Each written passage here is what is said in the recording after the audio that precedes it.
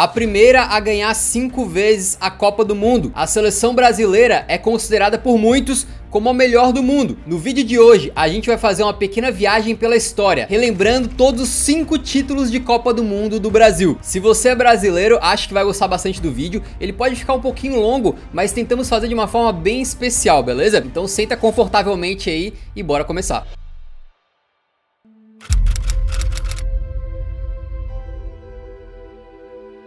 A Copa do Mundo de 1958, sediada na Suécia, chegou com uma geração brasileira que carregava nas costas o peso de tentar lavar a alma do torcedor. Isso porque os brazucas tinham sofrido um enorme trauma na Copa de 50, quando sediamos o torneio, e no jogo decisivo do quadrangular final, quando o Brasil pegou o Uruguai, podendo ser campeão mundial, para um público estimado em mais de 200 mil pessoas na época. A derrota veio de virada, e a gente viu o Uruguai campeão dentro do Maraca. Esse episódio ficou conhecido como Maracanaço e foi um baque tão grande para a seleção brasileira que fez o Brasil abandonar a cor branca do uniforme que usava até então e adotar o amarelo que usamos até hoje. Em 1958 vivíamos uma era muito diferente. O Brasil não era temido no mundo da bola como vem sendo já há décadas. A Copa do Mundo existia desde 1930, mas o Brasil jamais tinha sido campeão. O que havia de diferente em 1958 era aquilo que é mais decisivo dentro das 4 linhas: jogadores de qualidade. O técnico Vicente Feola contava com uma boa geração de caras já com experiência, como o capitão da seleção, Bellini,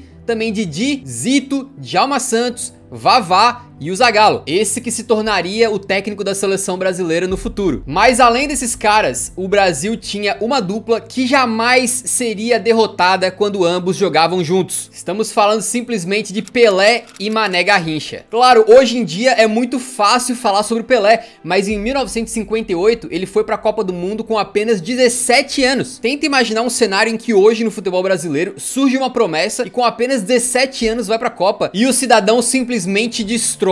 Foi o que aconteceu em 58, algo simplesmente de outro mundo. Mas isso não foi do dia pra noite. Pra vocês terem uma ideia, em 1958, tanto o Pelé quanto o Garrincha começam no banco na Copa do Mundo. Eles amargam a reserva na estreia contra a Áustria e depois no empate sofrido em 0 a 0 contra a Inglaterra. Foi apenas no terceiro jogo da fase de grupos contra a União Soviética que eles entraram no time titular e aí não saíram mais. Principalmente porque a partir da fase de mata-mata, o garoto Pelé começou a mostrar quem era pro mundo inteiro. Naquela época, a Copa do Mundo tinha menos participantes e assim a fase de mata-mata começava direto nas quartas de final, onde o Brasil foi para enfrentar o País de Gales. Uma vitória suada, dura, por 1 a 0 com gol de quem? Adivinha, foi dele mesmo, do Pelé. E isso poderia ter sido sorte de principiante, um garoto de 17 anos aproveitando uma chance e fazendo um gol. Mas Pelé deixaria claro pra todos que aquilo era só o início. O Brasil vai pegar a França nas semifinais e trucida os franceses com uma vitória de 5 a 2 e 3 gols do futuro rei do futebol.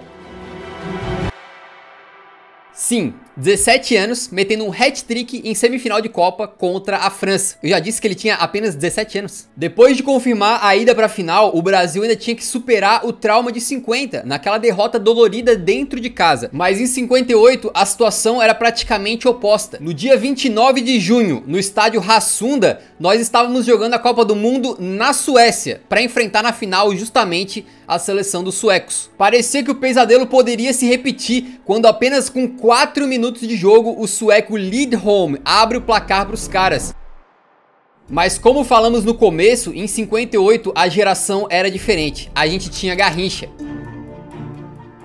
Numa jogada genial pela ponta direita, ele cruza, deixando o Vavá em condições de só empurrar pro gol, o Brasil empatava. E dali pra frente, os ânimos se acalmaram. O Brasil botou a bola debaixo do braço e começou a dar uma aula de futebol. Vavá de novo virou o jogo aos 32 minutos, novamente com assistência do Garrincha, num gol inclusive muito parecido com o primeiro. E o Brasil foi pro intervalo vencendo. No segundo tempo, Pelé decidiu que não ia mais ter jogo. E aos 56 minutos, ele faz um dos gols mais antológicos de toda a história da Copa e do futebol, recebendo na área, dando um chapéu no zagueiro adversário e fuzilando pro gol sem chance pro goleiro. Um gol que a gente pode ver e rever de novo mais de 100 mil vezes e ele nunca vai deixar de ser espetacular. E já falamos que foi feito por um garoto de 17 anos numa final de Copa do Mundo. Zagallo meteu o quarto gol aos 68 minutos e aos 80 os suecos até tentam reagir fazendo o segundo deles. Mas no fim, Pelé inicia uma jogada com um passe de calcanhar e depois aparece na área para finalizar e fechar o caixão. Brasil 5-2 e Brasil campeão mundial pela primeira vez na sua história. Bellini foi o primeiro capitão brasileiro a levantar o troféu Jules Rimet naquela conquista que seria apenas o início do reinado de Pelé no mundo do futebol e que seria apenas a primeira das 5 que o Brasil até hoje é o único a ter conseguido.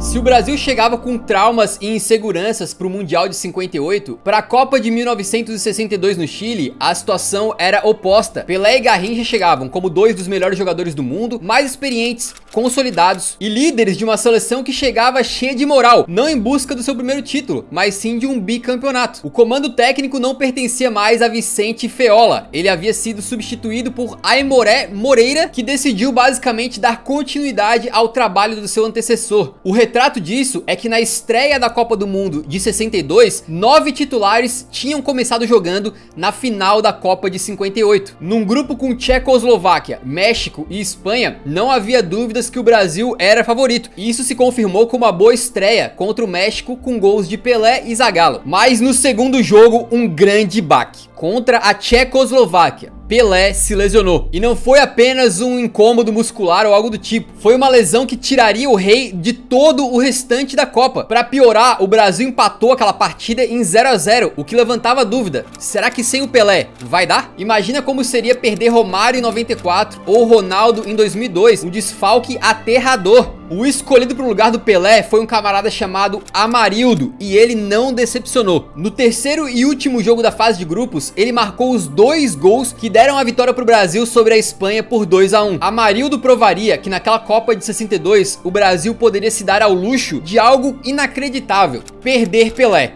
Isso porque ao lado do rei jogava outro craque geracional, Mané Garrincha.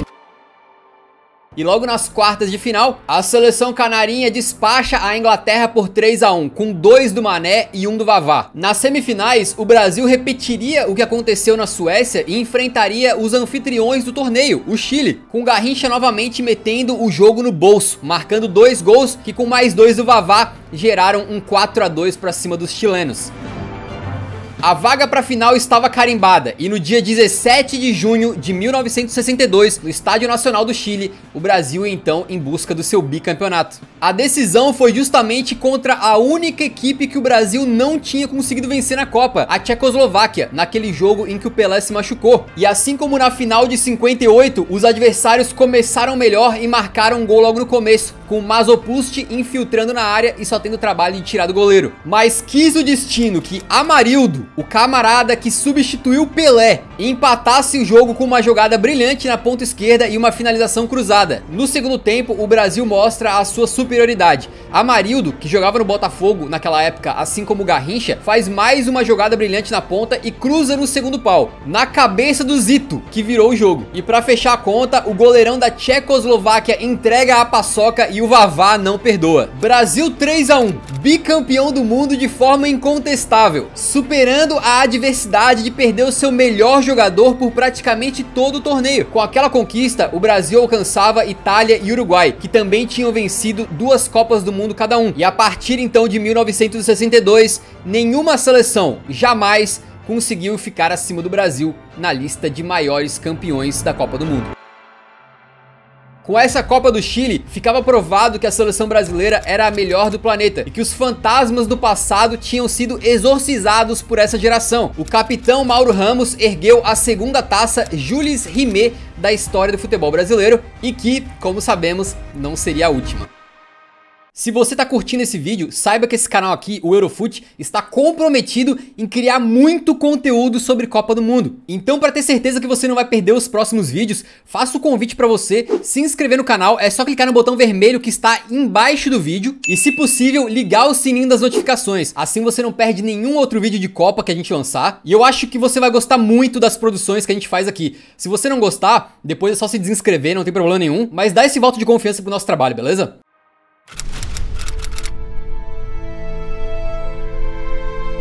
A melhor seleção de todos os tempos. Uma frase bastante ouvida em todos os lugares quando falamos do emblemático Esquadrão de 70, mas o processo até lá foi doloroso. Na Copa de 1966, o Brasil chegava como amplo favorito para conquistar o tricampeonato, mas acabou caindo na fase de grupos, ficando atrás de Portugal, do gênio Eusébio, e da forte Hungria, que na época era uma das grandes seleções. A decepção era grande, ainda mais por termos uma geração absurda. Era um desperdício gigantesco cair numa Copa do Mundo sem sequer jogar o mata-mata. O caminho até a Copa de 70 no México seria conturbado e o planejamento provavelmente não foi dos melhores. O técnico agora era Mário Jorge Lobo Zagallo. O mesmo Zagallo que tinha sido bicampeão do mundo pelo Brasil como jogador, agora estaria comandando a seleção fora das quatro linhas. Com um detalhe, ele havia assumido a equipe apenas 3 meses antes da Copa, substituindo o João Saldanha, que, segundo dizem, foi demitido do comando da seleção, entre outros motivos, por ter recebido uma crítica do presidente do Brasil na época. O general Médici comandava o Brasil em 1970, durante a ditadura militar. Algo simplesmente grotesco, mas que no fim, por linhas muito tortas, acabou dando certo. Talvez nunca na história uma seleção tenha sido convocada com tanta despreocupação, porque a geração de jogadores brasileiros tinha talento em abundância. Para a Copa de 70, Zagallo tinha à sua disposição Carlos Alberto Torres, Clodoaldo, Gerson, Rivelino, Jairzinho, Tostão e obviamente um tal de Pelé, que vivia talvez o seu auge em termos físicos, técnicos e também mental. O camisa 10 do Brasil chegava para a Copa do México como um astro total daquela competição, que acabaria sendo a sua última disputa de mundial. O Brasil caiu num grupo relativamente difícil olhando de fora. A forte Inglaterra, a Tchecoslováquia, que havia sido a rival na decisão em 1962, e por fim a modesta Romênia. Só que pro esquadrão de Zagallo não tinha nada que fosse muito complicado. A seleção brasileira passou pro mata-mata, destruindo na fase de grupos, incluindo uma sonora goleada de 4-1 pra cima da Tchecoslováquia.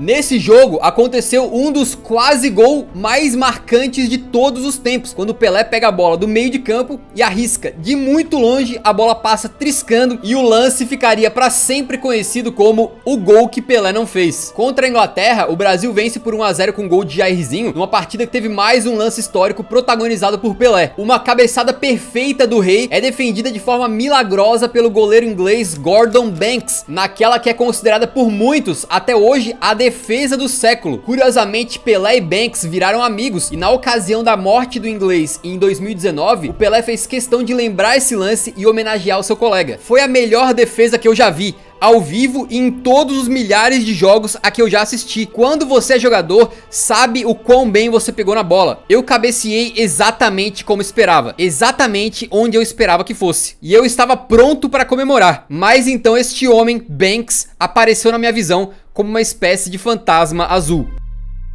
O mata-mata da Copa novamente começou nas quartas de final, com o Brasil enfrentando o Peru num confronto sul-americano, com a seleção peruana tendo um dos maiores jogadores da sua história na época, o Teófilo Cubillas. Mas não foi o suficiente para ameaçar o esquadrão de 70, que ganhou por 4-2, com gols de Rivelino, Jairzinho e 2 de Tostão. Não era a Copa América, mas o Brasil novamente enfrentaria um sul-americano nas semifinais. Vinha o Uruguai. Embora fosse uma situação completamente diferente, era uma chance de ouro pro Brasil se vingar do Uruguai depois daquele desastre na final da Copa de 50, 20 anos antes. O Brasil despachou a Celeste por 3-1, com gols de Clodoaldo, Jairzinho e Rivelino. Porém, mais do que o resultado, essa partida ficaria marcada por lances que nunca mais ninguém esqueceu. Pra quem acompanha o futebol de forma um pouco mais profunda, é impossível não lembrar daquela famosa e histórica cotovelada que o Pelé deu no uruguaio, quando o gênio da camisa 10 aproveitou um lance na lateral para revidar de maneira brutal uma forte entrada que tinha recebido. Mandou o famoso picolé de osso na cara do uruguaio, não tinha VAR na época, o Pelé não foi expulso, e mais, foi nesse jogo que o Pelé fez um dos seus lances mais icônicos da carreira, quando recebe uma bola frente a frente com o goleiro e dá um drible sensacional no cara. Na verdade, uma finta, porque ele sequer tocou na bola, dando ali um drible da vaca, e na hora de finalizar com um gol vazio, tava meio desequilibrado e acabou chutando pra fora. No que até hoje é um dos lances mais lamentáveis da Copa, porque é tão lindo, mas tão lindo, que aquela bola merecia ter entrado. Teve uma marca de carros que editou esse lance pra parecer que a bola entrou e ficou bem maneiro. Mas o importante é que o Brasil chegava pra final, pra enfrentar uma seleção que também era bicampeã da Copa do Mundo, a Itália. Nas semifinais, os italianos tinham eliminado a Alemanha num dos confrontos mais emblemáticos da história de Copas do Mundo. Tanto é que ele ficou conhecido como o jogo do século, uma partida que teve nada mais nada menos do que 5 gols na prorrogação. A final entre Brasa e Itália, disputada no Estádio Azteca, no dia 21 de junho de 70, tinha tudo pra ser equilibrada. E até que foi, mas só até a metade do segundo tempo. Logo aos 18 minutos, em jogada pela esquerda, o Rivelino coloca um cruzamento para uma cabeçada firme do Pelé, num gol que rendeu uma das fotos mais icônicas da história do futebol. Certamente você já viu esse momento aí, em que o Pelé está com o braço para cima nos braços do Jairzinho. Aos 37 minutos, Clodoaldo do Brasil dá uma bela pichotada ali na zaga e o italiano Boninsenha não perdoa e empata o jogo. O jogo foi empatado pro intervalo, mas a pergunta que ficava era: até quando que a Itália vai conseguir competir com esse esquadrão? Aos 66 minutos, Gerson, o canhotinha de ouro, manda um balaço cruzado de fora da área e bota o Brasil na frente. E o Brasil não recuaria para manter vantagem coisa nenhuma. Pouco tempo depois, aos 71 minutos, o canhota manda um lançamento brilhante pro Pelé escorar de cabeça e o Jairzinho chega fuzilando para fazer o 3 a 1. Mas ainda dava tempo daquela seleção se consagrar com um gol icônico, um gol coletivo, que vai passando por todo mundo, de um lado para outro do campo, até a chegada do capitão Carlos Alberto Torres, finalizando cruzado. Um gol marcante, repetido de novo e de novo e de novo, que você já deve ter visto várias vezes na vida e que representava o brilhantismo do coletivo daquela seleção. Brasil 4, Itália 1. Uma das vitórias mais acachapantes das finais de Copa do Mundo, que apenas confirmou o que já se sabia. O Brasil de 70 era imparável, não havia adversário à altura, e não foi à toa que o Brasil encerrou aquela Copa com 100% de aproveitamento. Nessa jornada, Jairzinho meteu gol simplesmente em todos os jogos da Copa do Mundo. Zagallo se tornou a primeira pessoa no planeta a conseguir ganhar a Copa, tanto como jogador quanto como treinador, e Pelé se tornava ali o primeiro e até hoje o único jogador da história a vencer 3 Copas do Mundo. Carlos Alberto Torres levantou o Jules Rimet, fazendo do Brasil a primeira seleção da história a conseguir 3 Copas do Mundo. Uma Copa lotada de momentos marcantes e com um esquadrão brasileiro que ficaria marcado como um dos melhores times de todos os tempos. Só que quando você começa a ganhar muito, você quer ganhar cada vez mais. Mas infelizmente para o Brasil viria uma seca pela frente.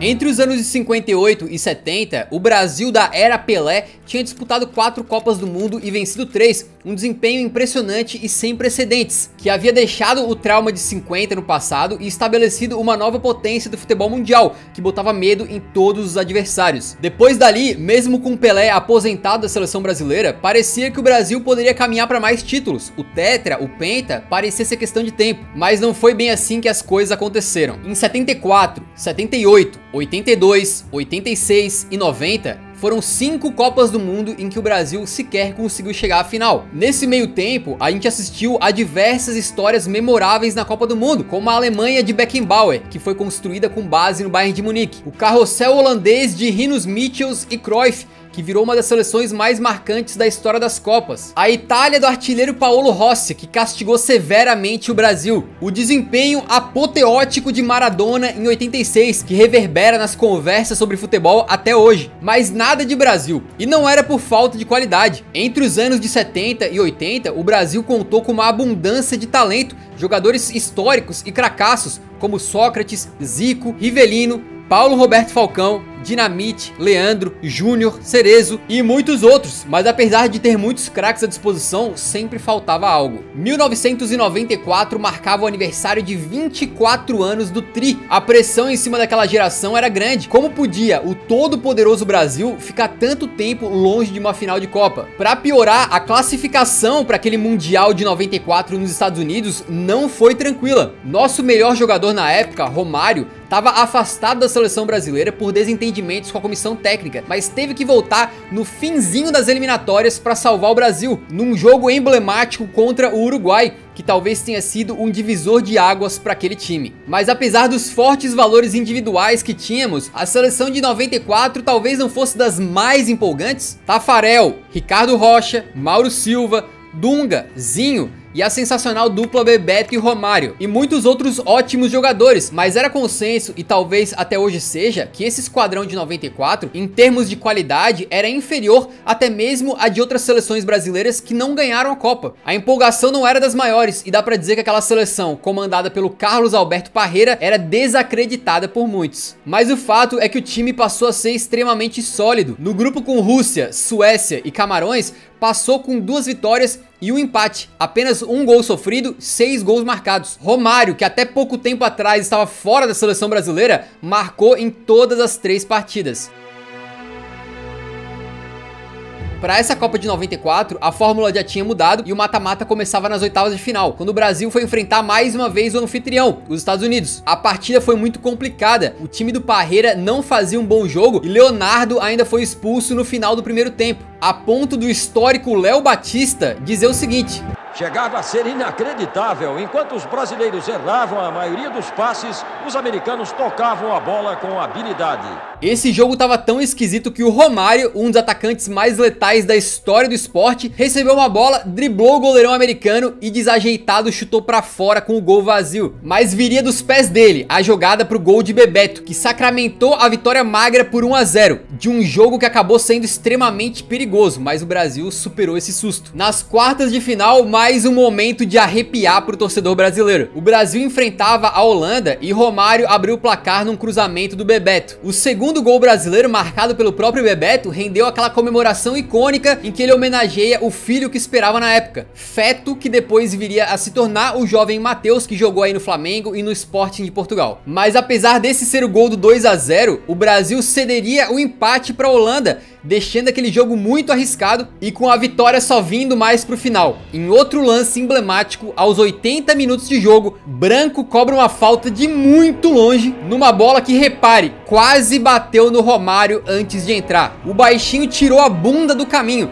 e se não tivesse feito isso, provavelmente a bola teria desviado. Com aquele 3 a 2, o Brasil iria para a semifinal novamente para enfrentar a Suécia numa Copa. Romário repetiu aquele lance contra os Estados Unidos, tirando do goleirão e perdendo o gol com a meta vazia, mas dessa vez foi um defensor sueco que apareceu em cima da linha para tirar. Só que o Romário era um cara que poderia perder uma chance, mas ele não perderia 2. No final, já aos 80 minutos, o baixinho Romário, no alto do seu 1,67 m, apareceu na área entre os grandalhões zagueiros suecos para mandar de cabeça, decidindo e devolvendo a seleção brasileira para uma final de Copa do Mundo 24 anos depois daquela Copa de 70.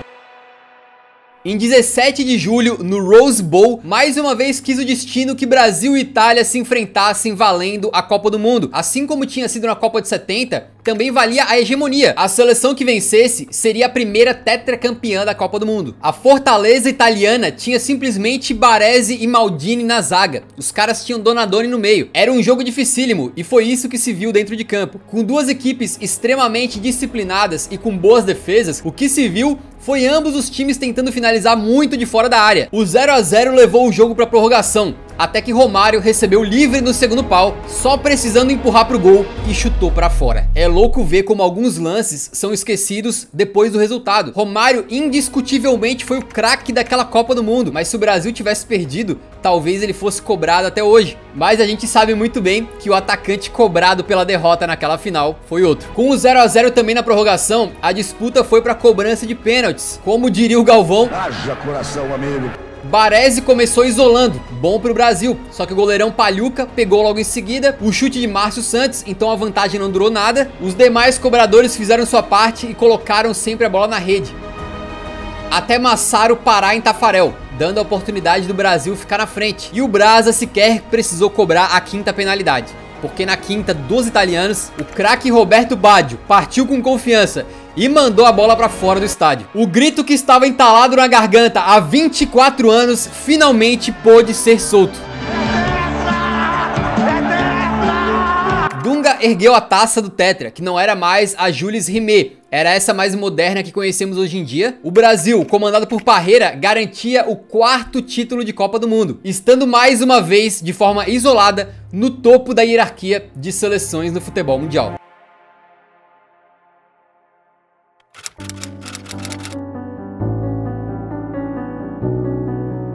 Depois da conquista do Tetra em 94, o Brasil retomou a sua confiança e não demorou nada para conseguir chegar em mais uma final de Copa. Em 1998, liderados pelo gênio Ronaldo, que em 94 tinha assistido o tetracampeonato do banco, né, ainda novinho, agora fazia uma dupla épica com o Rivaldo, que levou o Brasil à sua 6ª final de Copa, ainda que esse jogo não seja de boa lembrança para os brasileiros. Mas mesmo perdendo, o fato é que aquela geração mostrava que tinha um alto nível e deu lampejos do que viria a ser visto em 2002. Pra você ter uma ideia, em 97, Ronaldo Fenômeno tinha sido eleito bola de ouro, enquanto o Rivaldo ganhou a honraria em 99. Não é todo dia que os dois principais jogadores de uma seleção chegam para uma Copa do Mundo com bolas de ouro embaixo dos braços. Então a expectativa para o Mundial, sediado conjuntamente na Coreia do Sul e no Japão, era altíssima, até porque junto com Ronaldo e Rivaldo, vinham mais vários jogadores que também estavam em ótima fase. Os excelentes Marcos, Cafu, Roberto Carlos, Lúcio, Gilberto Silva e, claro, o jovem Ronaldinho Gaúcho, que vinha despontando como um craque da bola. Mas nem tudo eram flores. O técnico Luiz Felipe Scolari, o famoso Filipão, tinha assumido o comando da seleção brasileira apenas um ano antes da Copa, após várias tentativas e erros no comando da seleção. E mesmo ele não teve vida nada fácil, porque conseguiu a proeza de ser eliminado da Copa América com uma derrota para a seleção de Honduras. Filipão não foi demitido e aos trancos e barrancos o Brasil acabou conseguindo se classificar para a Copa nas eliminatórias. Hoje é muito fácil pra gente falar bem daquela seleção de 2002, mas antes da Copa era mais uma vez um time que chegava desacreditado, que inclusive tinha flertado com a possibilidade de sequer classificar para o Mundial. Para aumentar essa desconfiança, Filipão deixou de fora da Copa o Romário, que vinha em ótima fase, já que os dois tinham tido desentendimentos. Mas de todas as turbulências, talvez a pior tenha sido o triste caso do Ronaldo Fenômeno. O gênio que explodiu e se tornou sem dúvida nenhuma o melhor jogador do mundo, passou a sofrer com sérias lesões no joelho, com especial para aquela do dia 12 de abril de 2000. Foi nessa data que Ronaldo, depois de um período de recuperação numa lesão no joelho, volta a vestir a camisa da Inter de Milão e com pouquíssimo tempo em campo tenta dar um drible e o joelho dele simplesmente estoura novamente, rompendo tendões, ligamentos, numa lesão absurdamente séria que gerou imagens que até hoje chocam todo mundo que vê. Parecia que Ronaldo estava perdido para a Copa de 2002. Foi um longo período de 15 meses de recuperação para o Ronaldo, que de forma surpreendente conseguiu voltar e garantir uma vaga entre os convocados para a Copa. Muitas dúvidas, muita insegurança, muita incerteza,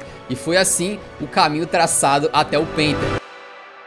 O grupo da seleção brasileira era relativamente fácil, com China, Turquia e Costa Rica. E o time do Felipão não encontrou grandes dificuldades para classificar. Sem dúvida, eles usaram muito bem essa fase de grupos para consolidar a equipe, ganhar confiança e chegar encorpada para o mata-mata, que começou com a Bélgica nas oitavas de final. Ainda não era a ótima geração belga, mas o Brasil sofreu muito. Nada de gols no primeiro tempo, mas aos 22 do segundo, Ronaldinho mete um trivelaço para Rivaldo, que mata no peito e manda um petardo inacreditável, um baita de um golaço para botar o Brasil na frente. Ronaldo Fenômeno ainda teve tempo de fechar a conta e garantir a vaga do Brasil nas quartas de final. Com um detalhe, hoje a gente fala Ronaldinho e na hora você lembra do bruxo, mas naquela época esse aí era o gaúcho. Ronaldinho mesmo, falado dessa maneira, era o Ronaldo Fenômeno, o R9. Nas quartas de final, a parada era ainda mais dura contra a forte seleção da Inglaterra, que chegava com caras de excelente nível, como Michael Owen,